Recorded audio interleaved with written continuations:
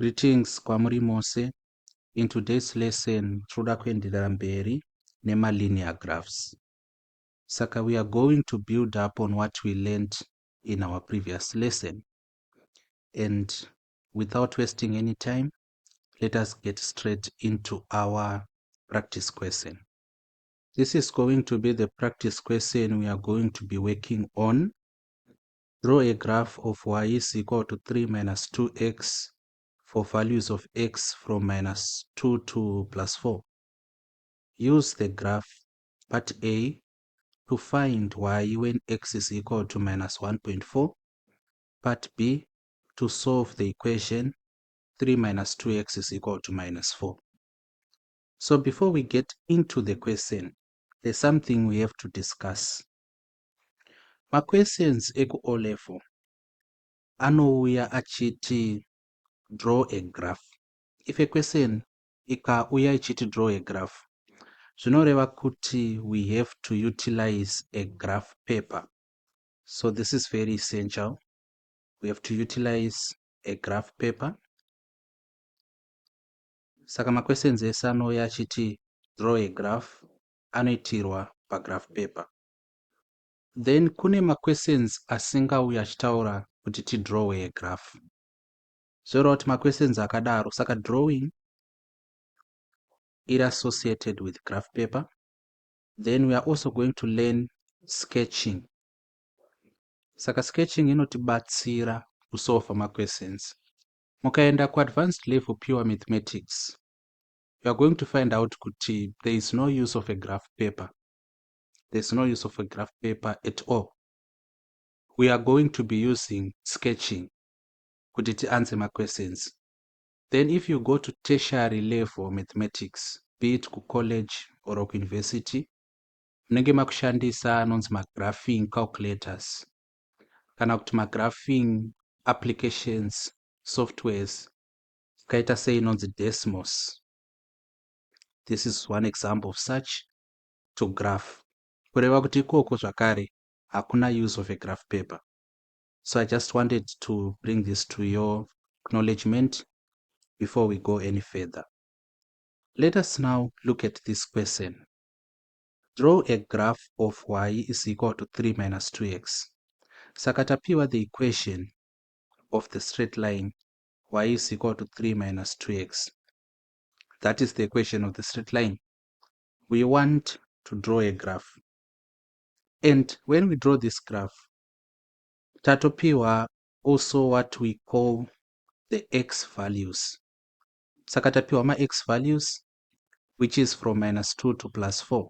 We are going to see their usage kana takuenda ku graph paper. So in this lesson, we are going to be panapa blackboard. We are going to look at how things are done. Then we take you to a graph paper where we actually plot the graph. Then we answer the questions part A and also part B.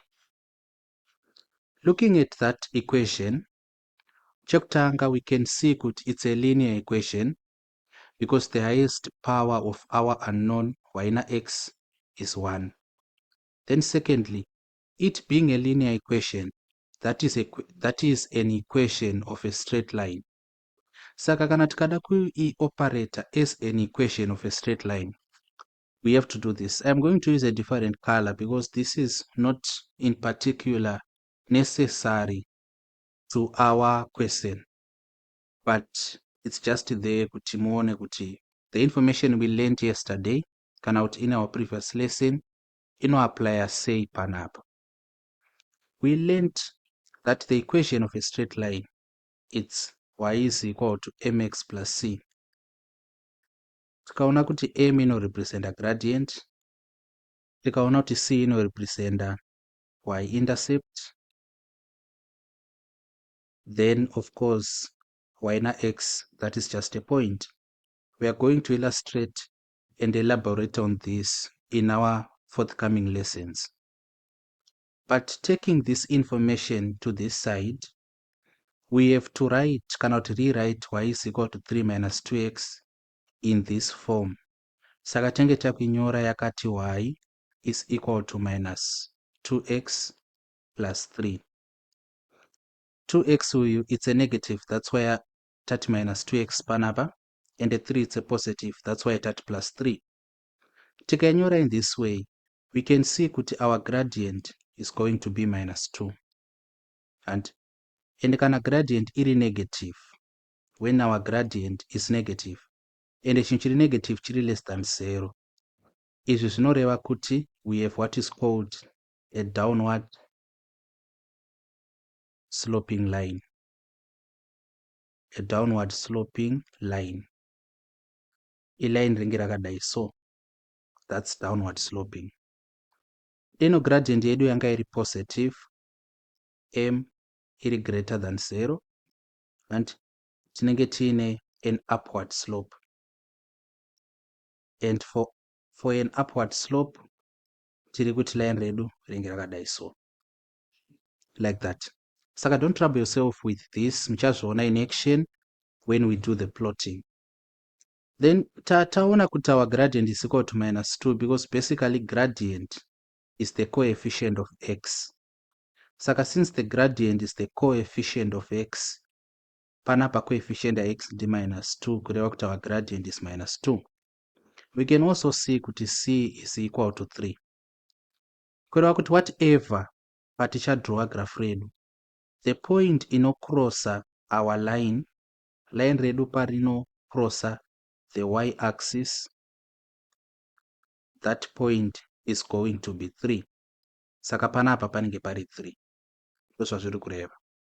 So we have an idea of the graph even before tatori drawer. And I want to elaborate this more. So let me do this. What is happening here, Amazangu, is we are given the equation of a straight line. Y is equal to 3 minus 2x. Y is equal to 3 minus 2x. Ndobva tati toda kunyora this equation in the form of the generalized equation of a straight line. Inoti y is equal to mx plus c. Kureva kuti inoitenge takuinyora iri y is equal to minus 2x plus 3. And from this, we find out kuti our gradient is equal to minus 2 and c is equal to 3. And if our gradient is equal to minus 2, so that this is a downward slope. It's a downward slope because the gradient is negative. Then c is equal to 3, so that the point cross our line redu pari cross the y-axis, panenge paina 3. So even before we draw, like we put our graph on a graph paper, tinogona kutoya panapa to draw a sketch, but sketch e hatiise question. It's not part of our answer. Tinotoisa graph paper. And the sketch yedu roughly yakadai so, like this. Chinonzi downward slope kudai so. Then c is equal to 3 kuroti panapa pa cross our graph, the point c panenge parichi, the point the y-axis panenge pari 3. That is going to be our sketch. We now have a rough idea of what we are working with.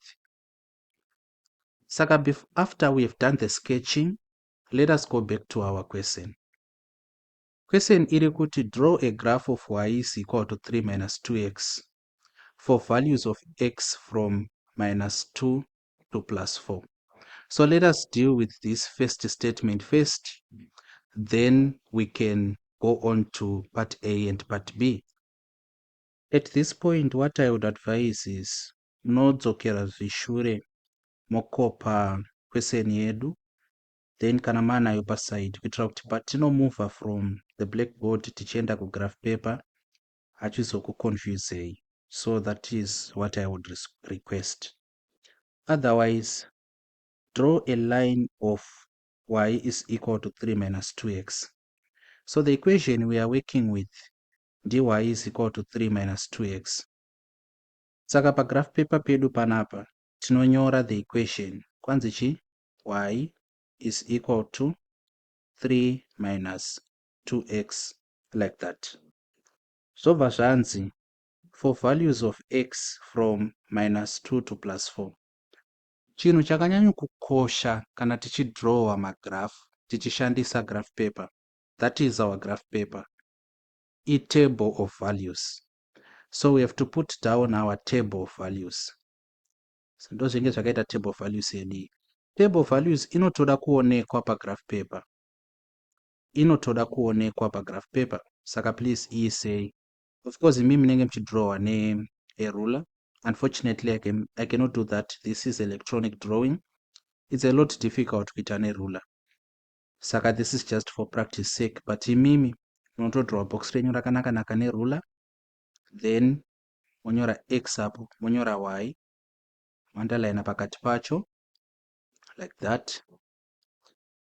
Toverenga question. Question yati for values of x from -2 to +4. Kuda kuti pana x panapa chaisa -2. Toda kuramba tichienda from -2 tichienda to 4. Saka it's -2, -1, 0, 1, 2, 3, and I'm sorry, I have to continue kunoku kuti ikwane 4. Saka panzi for values of x from -2 to 4 tinoenda pana x in our table of values tonyora -2 tichienda kuna 4. So it's -2, -1, 0, 1, 2, 3, 4. Handiti? Then manje tadai so what we now have to do is we now have to fill up. Takufangwa kuzadza pana y panapa. Saka tinozadza sei pana y? We are told that y is equal to 3 minus 2x. Saka like pekutanga panapa tiruda kuziva kuti y anenge ari chii kana x ari -2. Kureva kuti we just take our equation y is equals to 3 minus 2x, then we substitute x with -2 to replace x na -2. Saka y inenge equal to 3 minus 2 multiplying -2. To solve panapa. Saka this is 3 minus 2 times -2, that's +4. Kureva kuti this will be 7. Saka panapa toya tonyora 7 yedu. And toita the same with -1. Y is equals to 3 minus 2 to replace x na -1. So izvi zvatinoita izvi tichizadzisa panapa munogona kuzviitira graph paper kuitira kuti musazonyanya kuzadza zvinhu paspace yamofanirwa kudi kuzodrowa your graph. Saka inini ndiri kuzviitira apa, but I'm going to erase kana ndapedza. Imi mozviitira graph paper. But these are places and times where you should avoid arithmetic errors. By all means, please don't make arithmetic errors because munenge mawekera graph paper. So continuing with this, y inenge equal to 3 minus 2 times -1, that's +2. Saka here it's 5. Donyora 5 yangu panapa. Then kana x ari 0, of course y anenge ari 3 because 0 times any number ndi 0, so y is equals to 3. Kana x ari 1 tinenge tichiti y is equals to 3 minus 2 multiplying 1. Zvirongoreva kuti 3 minus 2 to get 1. Panapa ndi 1. Then kana x ari 2, y is equals to 3 minus 2 multiplying 2, which means 3 minus 2 times 2 ndi -4. Saka apa ndi -1 like that. Then kana x ari 3 takuti y is equals to 3 minus 2 multiplying 3, which is equal to 3 minus 2 times 3 ndi -6. Saka apa ndi -3.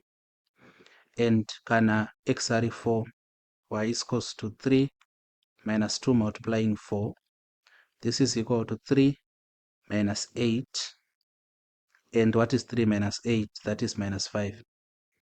Saka panapa toya tonyora chi -5 like that. Izvi zvese clutter yese yaitirwa graph paper, so we have to erase it. What we have now is our table of values. That is our table of values. What do we do next? Tikaenderera mberi nequestion yedu iri kuzotiudza kuti use the graph to find y when x is equal to -1.4, then b yakuti to solve the equation 3 minus 2x is equal to -4. ndo zvairi kutiudza.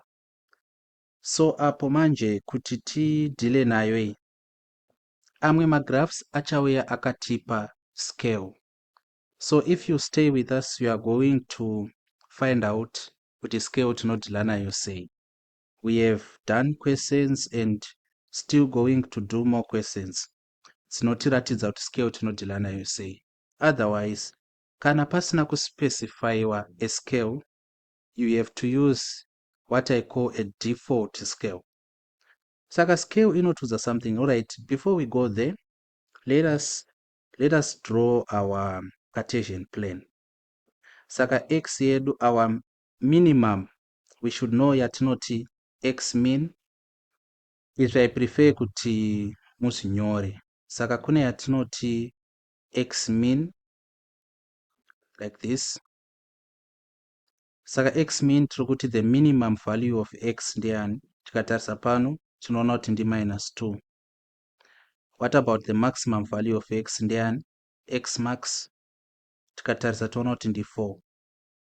And like zvakataurwa in our question, for values of x from -2 to +4. So it's quite apparent. Then the minimum value of y min ndiani? Ndi -5. And the maximum value of y max ndiani? Ndi 7. So this is important. It helps us when we are trying to draw our Cartesian plane. Saka let us draw our Cartesian plane. Ngatitierenge rakamira rakadai so. Tinouya panapa toisa a straight line. And it has to be a straight line done by a ruler. Ina handikwanise kuita neruler. Imimi munokwanisa uye ndo zvinototarisirwa kuti muite. Saka please use a ruler. Like that. Toya panapa karo kedu toti y, kuroti this is our y axis.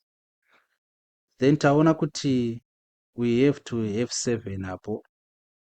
We also have a minimum of 5. Saka tikati -5, -4, -3, -2, -1, 0, 1, 2, 3, 4, 5, 6, 7. So buda.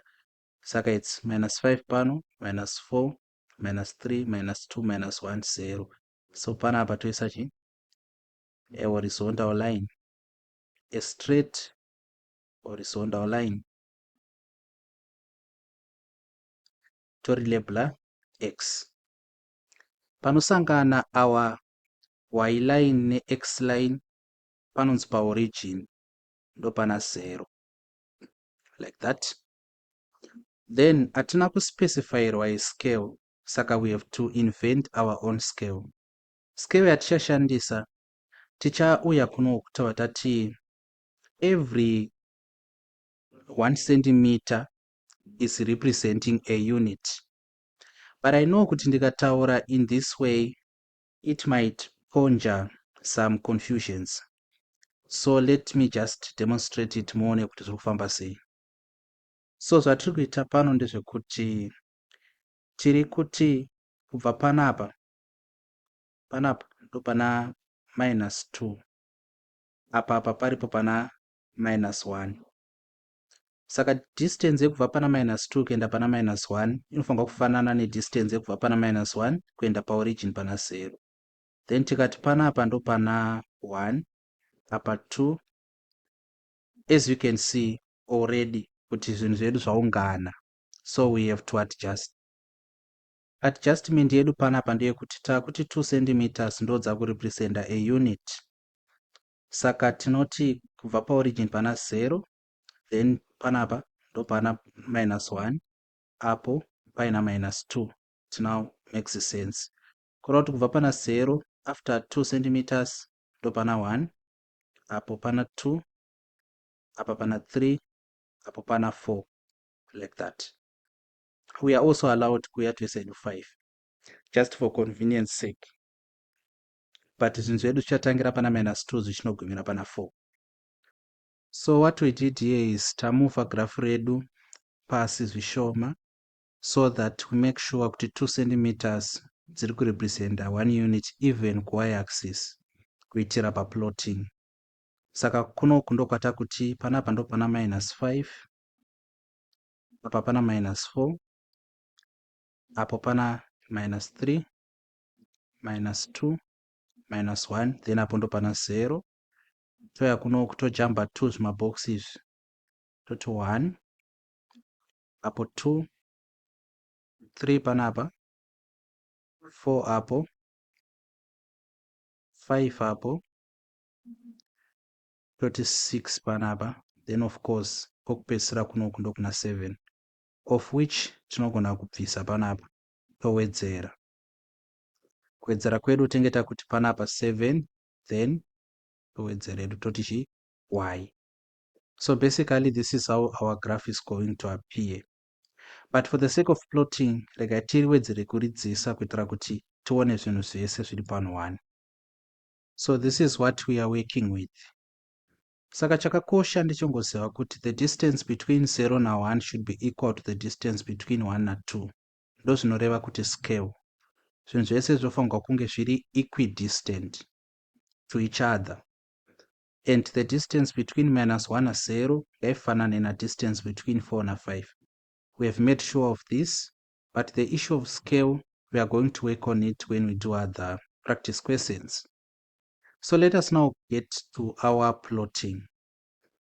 Panapa taudzwa kuti kana x ari -2, y anenge ari 7.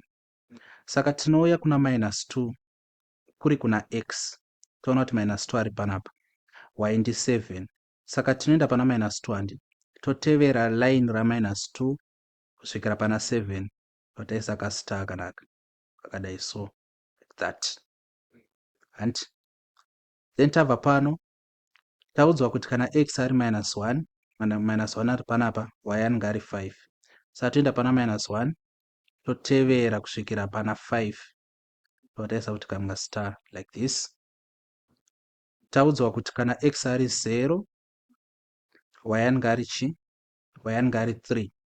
Saka toya panapa toisa ka x kedu panapa. Kana x ari 1, y anenge ari 1. Saka x ari 1 panapa totevera tosvika pana 1, toisa ka star kanaka.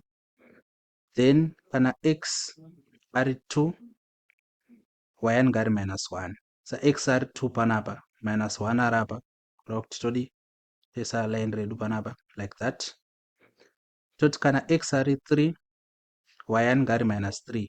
3 ari apa, totevera line ra 3 kusvikira pana -3 apo, toisa chi our line like that. Then kana x ari 4, y anenge ari -5. 4 totevera toona kuti -5 ari panapa like this. Saka taplota mapoints edu like that. We are then going to take our ruler tonanganisa pakati pemapoints aya to draw a straight line. Saka ini rangu of course harisi kuzobuda because I'm not using a ruler, but imimi you have to use a ruler. And mukaita izvozvo you are going to see kuti graph renyu richanyatso kubuda riri a perfect straight line which is going to satisfy you. Rofanirwa kunyatso kuva a straight line like that. Straight line. Kana madai so matodrawa the straight line graph. Ndochete zvinodikwa. Kuisa our yx kana kuti xy plane, Cartesian plane yedu. Tomeka sure kuti scale yedu taita zvakanaka. Kungoreva kuti ngapave ne equidistance, equal distance between any two points. 1 na 2 ngave equal to -2 -1 in terms of distance. Madaro, then you plot your points. Moenda kuna x, motevera kuti y ari papi, moisa ka star kenyu. Then after that, you take your ruler, you connect mastar acho. After connecting mastar acho, you have your straight line. Saka tatopedza kudraw graph. Takudzokera question. Sa question yamanyora pasi yaya. Use the graph part A to find y when x is equal to -1.4. Saka we have to determine kuti x are equal to -1.4 papi. That is what we have to determine first, kuti tizive kuti y anenge ari chii. For this question we had to zoom in a little kuitira kuti tinyatsokuona kuti zviri kufamba sei. Saka tikuda kutsvaga kuti x are equal to minus 1.4 papi. So we see kuti x are equal to minus 1 panapa and x are equal to minus 2 panapa. Kubva pano kusvikira apo pane tuma squares 20 and 20 tuma little squares. Saka we have to know kuti 20 tuma little squares kuti tikaverenga tuma little squares i20 toda kuziva kuti 0.1 0.2 inenge iri papi until we get from minus 1 tichienda kuna minus 2. So what we do is after some deliberation you are going to see kuti if we have 20 little squares, but these 20 little squares they have to represent 10 units and 20 should represent 10 units. Zvangoreva kuti 2 tuma square tudiki turi kurepresenta 0.1 because we have 10 units from 0.1 until we get to 1. Saka 20 tuma squares utu toda kuti turi kureduce 20 tuma squares to 10 units. 20 tuma squares turi kurepresenta 10 units. Kureva kuti 2 tuma squares tucharepresenta a single unit. To mean kuti tikaverenga panapa 2 tuma squares toti i1 tumwe 2 toita kuti 0.2 tichidaro. Kuti tisvike pana 4 we have to read 8 tuma little squares. Saka tonge turi panapa somewhere here apapa. So pana minus 1.4. This issue of the scale, many people find it difficult to fathom. So if my explanation is not satisfactorily, please inform me so that I might try to find ways of explaining it. But this is what I've been saying. We have 20 little squares between minus 1 and minus 2, but we need 10 units. It means 2 little squares are representing a single unit, of which a single unit inenge iri a 0.1. Saka tikaverenga tuma squares 2 tudiki toita kuti minus 1.1. Toverenga tumwe 2 yava minus 1.2. Toverenga tumwe 2 minus 1.3. Tumwe 2 minus 1.4. That is 8 tuma little squares turi kutipa chi minus 1.4. That is it. Then taziva kuti minus 1.4 iri papi, we then have to draw a straight line, a dotted line this time. Kubva pana minus 1.4 tichida kunobata. Saka hondo ingava pakuziva kuti minus 1.4 iri papi. Asi kana tatongoiziva chatora ruler yedu, then with a broken line totevera line ra minus 1.4 like this. So my lessons ema graphs, I really wish kuti mukamaona muno attempt the same question on your own, kuti muone kuti results amunobuda nawo akamira sei. So it's something like this. Mosvika mobata line. Because question yati we have to find y when x is equal to minus 1.4. Saka tasvika pano tobva tadi todai so name broken line todai. Then we have to note panapa ndeani, and I think panapa it's obviously saka it's 5.9. So kana taku answer B tinenge takuti yati to find, sorry, kana taku answer A tinenge takuti chi A yati use the graph to find y when x is equals to minus 1.4. Saka togona edu kunyora kuti when x is equal to minus 1.4, y is equal to 5.9. That would be our answer. Saka kazhinji kacho we have to put A na B per same graph. A na B should be put on the same graph. Then B yakanzi chi, B yakati to solve the equation yakati 3 minus 2x is equal to minus 4. So we want to solve this equation. But if you look closely, you are going to notice kuti our original equation ndi y is equals to 3 minus 2x. Saka tikapiwa equation yakati 3 minus 2x is equals to minus 4. Zvongoreva kuti y iri equal to minus 4. In essence, tatora equation iyi ya y is equals to 3 minus 2x tikango replace pana y apa na minus 4. That's why tati y is equals to chi minus 4. Of which kana takuda kutsvaka the value of x when y is equals to minus 4.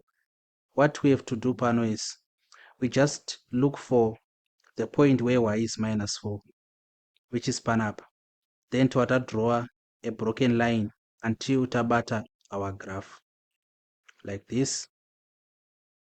Tukona tabata graph panapa ndiri. Then to draw amwe broken line ari kutinangisa kupi x axis like that. Toona kuti panapa pakati pa 3 na 5 kureva kuti ndiani 3.5. Saka for this wongoreva kuti x inge iri equal to chi 3.5.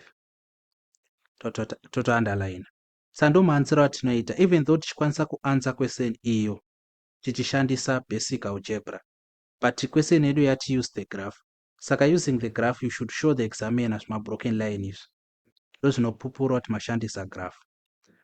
Saka let us just solve it tisina kushandisa graph. We see kuti yakati 3 minus 2x is equals to minus 4. Kureva kuti minus 2x kaenda uku minus 4 ikauya kunoku it becomes 3 plus 4 is equal to 2x. 7 is equal to 2x, divide both sides na 2, x is equals to 3.5. Saka you can see kuti answer yatiri kuwana from basic algebra ne answer yatawana from using the graph is the same. We've answered A, we've also answered B. Our lesson is done. But having done this, there is also another exercise I want you to do. Of course, I'm going to give you an extra question because I expect kuti ndikaita graph and muchadzokorodza the same graph. Saka ndichakupai futi rimwe graph kuti ave 2 amunoshandisa as your exercise.